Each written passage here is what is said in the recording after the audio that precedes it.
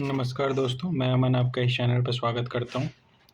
तो जैसे कि आप लोग को पता होगा कि सीटेट का जो रिज़ल्ट है, वो कुछ दिन पहले रिज़ल्ट डिक्लेयर हुआ था। इस बार मैंने भी एग्ज़ाम दिया था। तो मैंने आपको बताया नहीं कि मेरे मार्क्स कितने आए थे। अभी जो मेरा डीएलएड है वो 4th सेमेस्टर में चल रहा है। तो इस बार मैंने सीटेट जो है अपीयरिंग में दिया था। फर्स्ट टाइम मैंने ये सीटेट का एग्ज़ाम मैंने दिया था।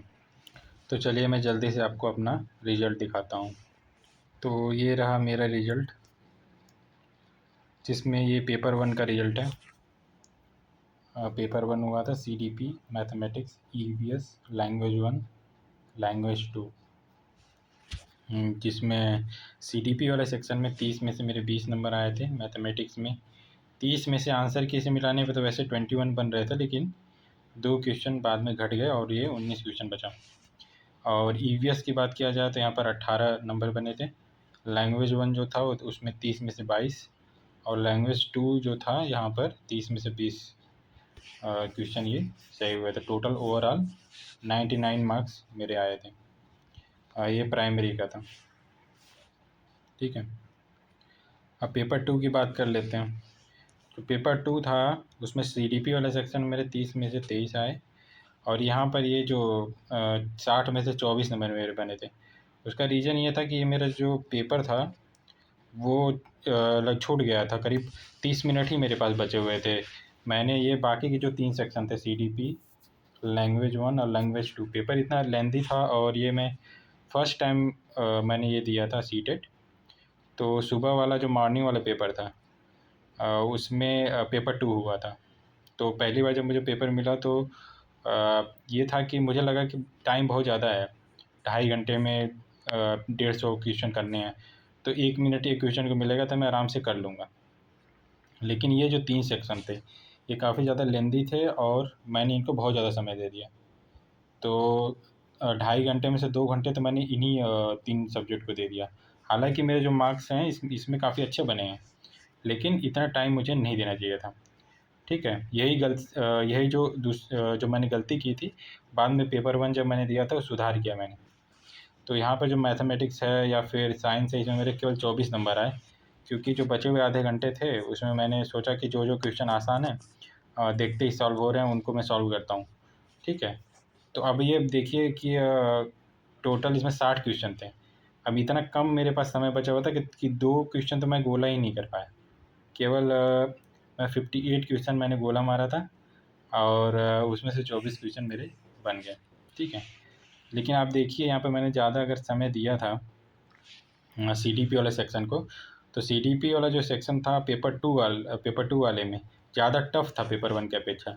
लेकिन क्योंकि मैंने ज़्यादा समय दिया था तो यहाँ पर 20 नंबर ही बने हैं प्राइमरी में, यहाँ पर 23 बन गए। ठीक है, और यही सेम चीज़ यहाँ पर हिंदी में भी जो फ़ायदा मिला है, हिंदी में यहाँ पर 22 क्वेश्चन मेरे सही हुए थे, और यहाँ पर 23 क्वेश्चन सही हुए। इंग्लिश में तो कोई अंतर नहीं था, 30 में से 20 ही सही हुआ। ठीक है, तो ऐसा था ये, मैंने जब बहुत ज़्यादा समय दिया इसकी वजह से मुझे यहाँ पर नुकसान उठाना पड़ा, नहीं तो 110 प्लस मार्क्स आ सकते थे, क्योंकि जो ये मैथ और साइंस था ये मेरा सब्जेक्ट था। तो ये मेरा मार्कशीट थी। तो ये जब मैंने यूट्यूब से मिलाया था तो उस समय मेरे 97 क्वेश्चन सही हो रहे थे। ठीक है, फिर जब आंसर की आई तो उसमें मेरे काफ़ी सारे क्वेश्चन घट गए, करीब 8 क्वेश्चन के करीब घट गए थे, और मेरे 89 क्वेश्चन आंसर की के बाद सही हो रहे थे। तो यानी 89 क्वेश्चन बन रहे थे, यानी कि यहाँ पर 60 में से जो 24 दिख रहा है, वहाँ पर आंसर की में 60 में से 23 सही हो रहे थे, और मैं 89 पे था। तो यहाँ पर आंसर की जब जब यहाँ पर चैलेंज वगैरह लोग किए होंगे तो वहाँ पर एक क्वेश्चन मेरा बढ़ गया, और यहाँ पर 90 मार्क्स हो गया। अब देख पा रहे होंगे मेरा 90 मार्क्स हो गया, और मैं यहाँ पर जनरल कैटेगरी में पास हो गया। और मैं आपको बता दूँ कि मैंने केवल 3 दिन ये जो सीटेट था उसकी पढ़ाई की थी, क्योंकि मुझे पता था कि ये मेरा बेस जो काफ़ी स्ट्रॉन्ग है, स्कूल टाइम में मैंने अच्छे से पढ़ाई की है, तो उतना ज़्यादा दिक्कत होगी नहीं।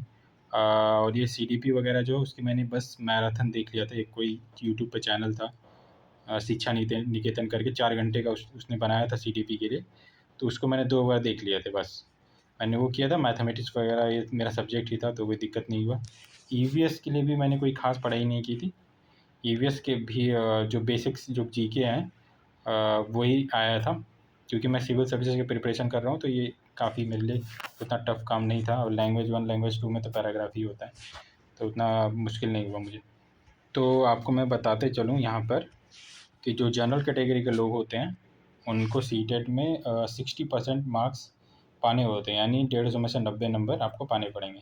जबकि अगर आप एससी एसटी ओबीसी अगर इन कैटेगरी में अगर आप बिलोंग करते हो, तो जो वहाँ की जो यहाँ पर लिखा हुआ है कि government local body, government aided unaided, ये जो मैनेजमेंट है स्कूल मैनेजमेंट, वो डिसाइड करेगी कि आप क्वालिफाइड हो या नहीं हो। ठीक है, राज्य सरकार डिसाइड करेगी। तो यहाँ पर ये थोड़ा सा बदलाव किया गया है। अब यहाँ पर देखना काफ़ी इंटरेस्टिंग होगा, जब डिजी लॉकर में जब सर्टिफिकेट आएगा, मार्क्स आएगा, तो वहाँ पर क्वालिफाइड लिख कर आता है या नहीं आता है, ये देखने वाली बड़ी बात होगी। जो लोग 82 मार्क्स पर जो पास हो रहे थे, क्योंकि यहाँ पर एक नई लाइन यहाँ पर लिख दी गई है।